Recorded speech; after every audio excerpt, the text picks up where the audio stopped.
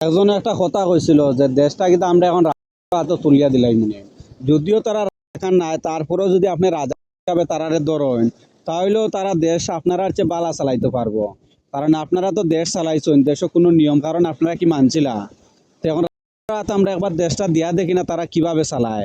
জীবনে তো অনেক বাটপাটে আমরা দেশ দিলাম, দিয়ারই দেখলাম যে তারা কিভাবে চালাইলো। তাইলে আবার রাজা দিয়া দেখি না তারা কিভাবে চালায়। উন্নত বিশ্বের দিকে যদি আপনারা তাকাইন তাহলে দেখবা কোনো দেশের নাগরিকে আসলে তার দেশটা চালান না। যেমন লন্ডনের কয়েকদিন আগে আমি দেখলাম ইন্ডিয়ার বংশোদ্ভূত একজনে লন্ডনের যে প্রধানমন্ত্রী হয়েছে ঋষি সুনাক, আমি ভুল যদি না করি ওনার নাম হয়েছে ঋষি সুনাক। তো ঋষি সুনাকও কিন্তু তাই ইংল্যান্ডর না, কিন্তু তাই ইংল্যান্ডর ইয়া দেশ চালাইরা। যে মেয়র হইতো চাইর যেন আপনার নিউ ইয়র্কর যে যাওয়ার মানদানি, তাইনও কিন্তু আসলে আমেরিকান নাই, তাইনও বংশোদ্ভূত হয়েছেন ইন্ডিয়ার, কিন্তু তাইনও একরকম মেয়র হওয়ার পথে।